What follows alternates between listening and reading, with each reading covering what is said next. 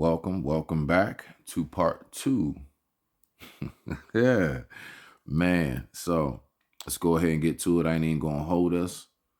You know what I'm saying? Fair use, fair use, fair use is what this episode is brought to you by. Let's keep rocking out. Let's hear what the judge got to say. Please, court. Your Honor, I don't have a lot more to say aside from the fact that these are brazen acts. These victims repeatedly expressed in juvenile court when we did this bind over how incredibly traumatic this was for them. All of their lives have changed as far as how they feel about being safe in our community, being safe in the eastern suburbs of Cleveland. That was one of the number one things that most of us like, for example. So a lot of you young guys, right? Let me get you hip. I'm not saying go out and do what's wrong. The fact is, I can't stop. I can't stop y'all, right? I can at least give you the best advice possible. You know what we used to do? So, for example, we sell our little weed or whatever, right? But you know what we stayed with? A job, a part-time job. You want to know why? I'm going to give you some tips real quick for all of you young ones out there who just don't have the guidance. Hopefully I can be some of that for you, right? So watch this. When you have a job and you're in front of the commissioner and or magistrate, right? That's who's going to set your bond, right? When you are in front of them, what happens is when you have a job, let's say even down to if your background's low, generally speaking, they will let you out. Sometimes even on what we call PR, personal recognizances. Why? Because you're a tax-paying citizen and they want your tax dollars to keep coming in. Why? Because your tax dollars help fund the courts. You know, every judge, every lawyer, all of that, the bailiffs, the officers, the sheriffs, the COs, all of that is taxpayer funded. A very high taxpayer fund, but it's funded by us. It's not just the police officers whose salaries we pay. It's also the lawyers and the judges. Did you know that? Did you know that? You also paying the salaries of the COs who guard you while they babysitting your grown behind. Did you know that? So when you have yourself at least a job and you also don't have a lot of FTAs, as in failure to appears and breaking bracelets and stuff, that gives you a better chance when you do come across an incident that you can get yourself out of that without a whole bunch of hassle. Let's keep rocking out.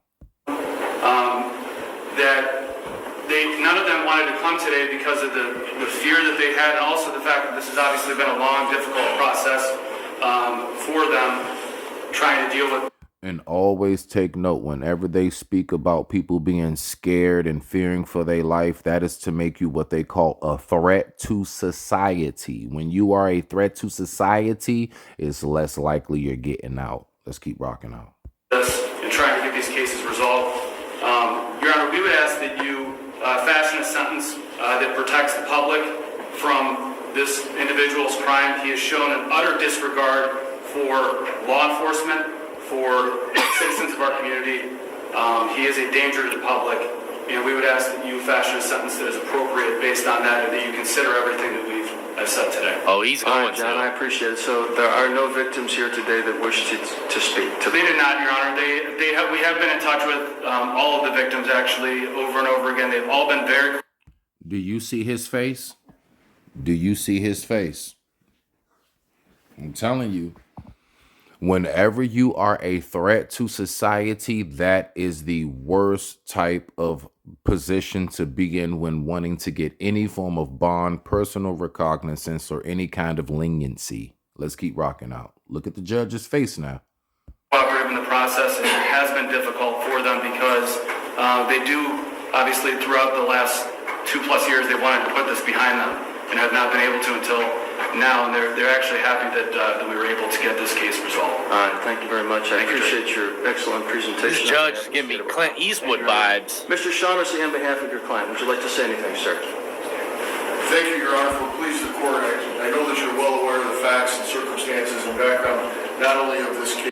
Clint Eastwood vibes. That is so public defender vibes. That is such a his stance, everything. That is such a public defender. And that is another thing I want to tap in on. Young bloods, please stop going out. If you know that you actually do commit certain crimes and you got switches and everything else, and you be pulling licks and moves and stuff and jugs and all of these other things, back in the day, one thing that was real big that we used to brag on is having a lawyer on retainer.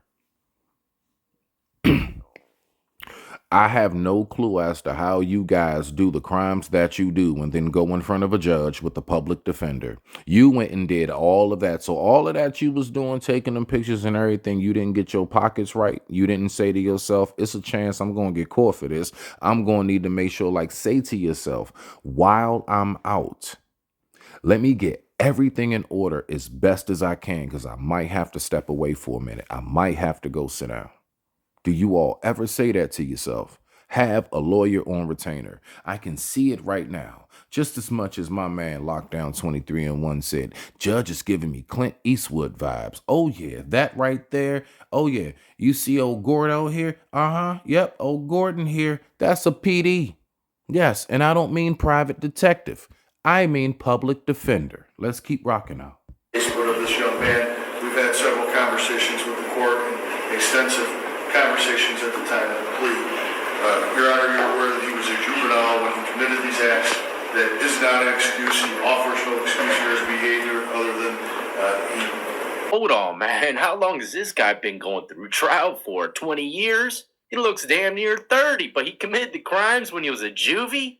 Well, the only thing going for him in the courtroom now, if you were to ask me, is that he committed these when he was a juvenile. They do tend to give people a slap on the wrist. It depends. Not with us. Generally, with us, we can be 15 and charged as a 25-year-old. Let's keep rocking out. Especially when you're super young. Completely was out of his mind for a day and a half or 2 days and did some things that might look glamorous, as the prosecutor said, on a video game, or might be glamorous in a music video, but certainly are real. They're real to the victims. They're real to the consequences that he's going to suffer for this. He has accepted. And they do get us that way briefly. They get us, like he said, through the video games, music videos. What is that? Entertainment. What are my people generally? The world's entertainment, as far as we are big in shows and movies and music and all kind. I mean, anything we step into, we dominate, right? So boom. So starting there. So we are the world's entertainment. How do you think they trick bag us the most? How do you think they get into our psyche the best? Through the very thing that they know we are, entertainment. I've said it before and I will keep saying it. Let's keep rocking on. Full responsibility by entering the pleas of guilty. I know that he would like to apologize to the victims if they were here today. I know he would like to speak to the court and accept responsibility and apologize to the community for his actions and the danger and seriousness of the events that he caused. Again, Judge, he was 17 at the time.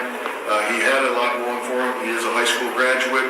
He had great opportunities ahead of him, and in one weekend, he put a lot of that in jeopardy. He'd like to address you, sir. All right, Tom, thank you very much. Mr. Perryman, what would you like to say? I would like to say, if any of the victims are here today, I apologize to each and every one of them. And that I made a mistake as a young teenager. And I hope everyone in this courtroom understands that. Can you speak up a little bit? You made a mistake as a young teenager. I made a mistake as a teenager. And I hope everyone in this courtroom understands that mistakes are meant to be made and learned from. And I learned a lot from this mistake. And to you, Your Honor, I want to say, I hope you understand that I see it right here and accept my consequences like a man. All right, so I'm going to go back to something I was taught growing up, right? I was taught that you make a mistake once, you might even make a mistake twice. But after that third, fourth, fifth, sixth, seventh, eighth, 10th time, it is then turned into something we call a decision. At some point, your mistakes then shift and they morph and they change themselves into a decision. You started to decide to do that. You didn't just keep making bad mistakes. I get the deficits that come with, our upbringings and everything else, but I'm going to let the judge get into that part a little bit more, and we'll see what we got. And I only hope that should be as minimal as possible on my sentence, being the fact that I got 2 daughters that don't want to be there, or 2 daughters. Yes. And that's the part that crushes me.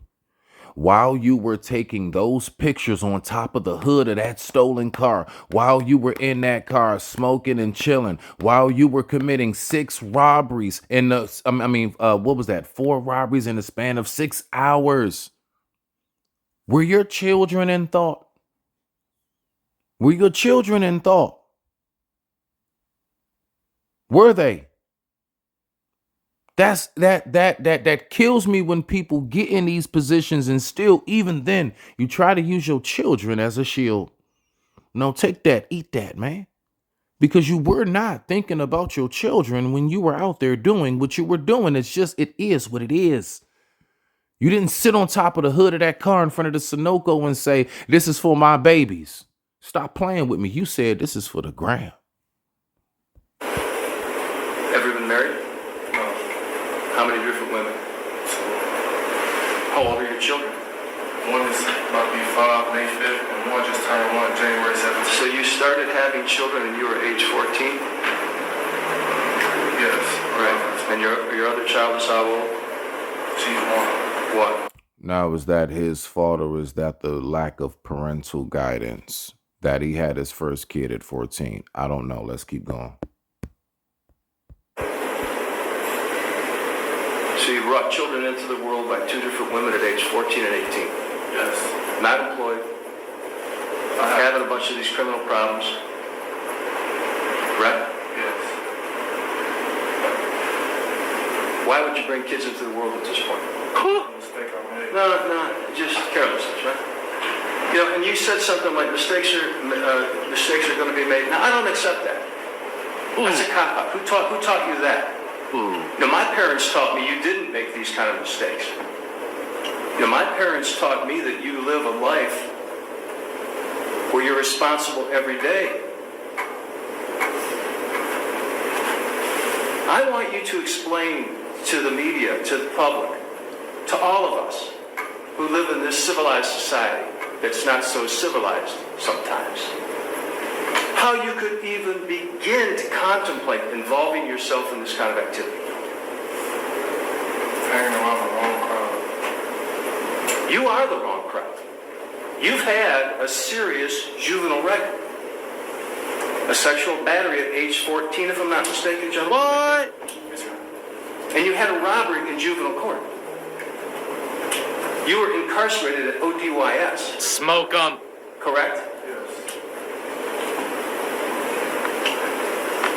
How would you possibly think about doing anything like this? Were you living with your mother at this time? Yes.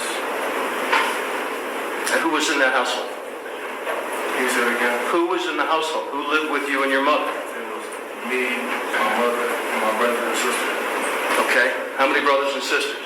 I have 1 brother and 2 sisters. Okay. And where's your father? I think he's in prison. That was the worst thing to say. Young blood, the best thing you should have said is, my dad just wasn't there. It might be they know, but you should have just said, my father wasn't there. You don't let them know that this is a chain cycle coming from generation to generation. No, let's keep going. Ever been a part of your life? When I turned 12. When you turned 12. Yeah. But now he's in prison. Yeah. He's out now. He was in prison. What was he in prison for? I don't know. Right. Okay.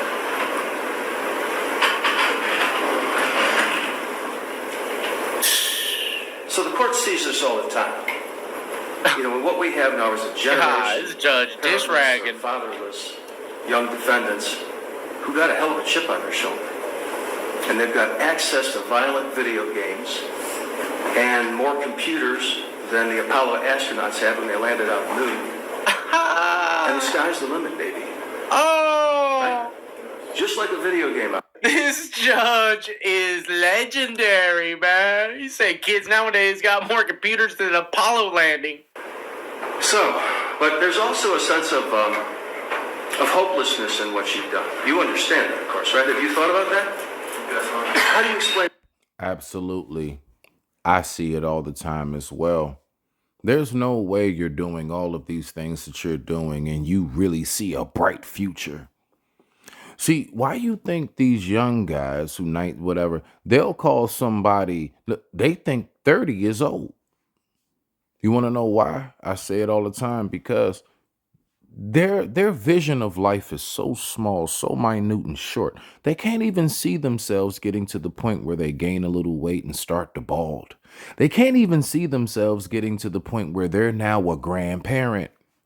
They have no clue of how to even envision life beyond a distance past their nose. Let's keep going. That to yourself. I mean, you know you're going to be arrested. You're out there, there's video everywhere, you're driving the most obvious car you possibly can drive in Cuyahoga County, you know, and you have the car and you commit 4 robberies in 12 hours and you're taking, you know, Snapchats of yourself on the hood of a stolen car. You knew you had to get busted, right? Or you tell me, did you think you could possibly evade capture?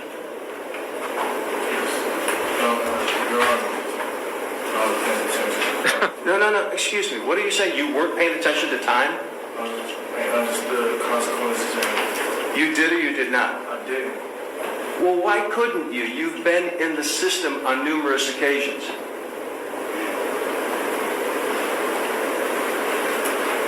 So what's that all about? You didn't learn anything from this process at all? Few things.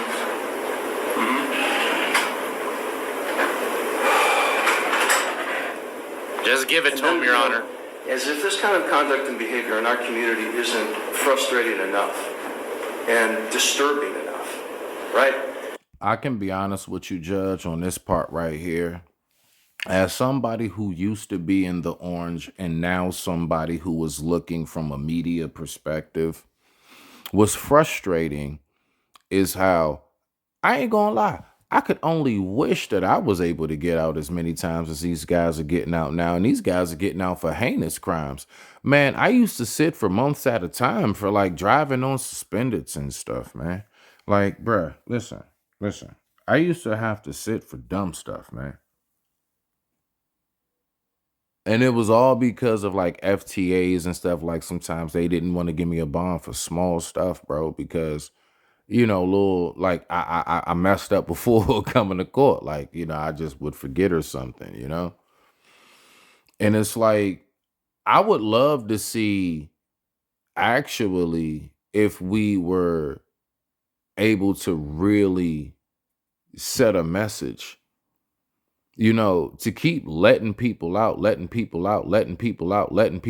I'm talking about for the highest of crimes. I'm not talking about like some little small stuff, trespassing and stuff, man.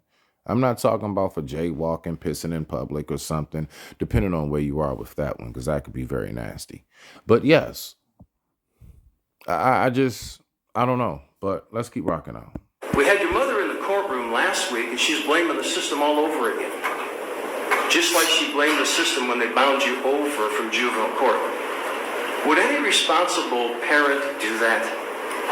You know, this is not about the system being down on any kind of racial minorities whatsoever. What it's about is the system is reflecting a troubled society. The criminal justice system doesn't, the courts do not initiate these cases. In this case, you're indicted by the Cuyahoga County Grand Jury for behavior that is reprehensible. And how much time, John, could he do for what he's pled to? Your Honor, he's facing a mandatory 8.5 years up to 62.5 years in prison. That's a hell of a window. I'll let my man tell you. The max would be 62.5 years. Right. Mandatory 8 and some change. Maximum 62 and some change. So that's a huge window that the judge has to work with here. Absolutely.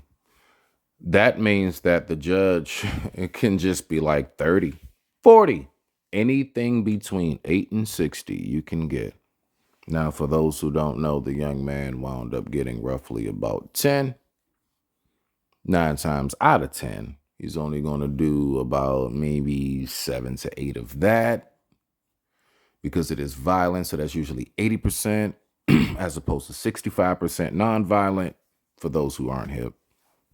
So, yeah, he's not even going to do double digits after all of that. The man came off. For those who not hip, oh, he got the low ball of that. And he came off real sweet. And with that being said, I digress. My mic is muted. Shout out to my man, Lockdown 23 and 1. Y'all go over there and subscribe. My brother has some awesome content, some really good stuff for you all to go ahead and be entertained with as well as educated. And with that being said, I digress. My mic is muted. This has been your boy Smitty. Respect. Right.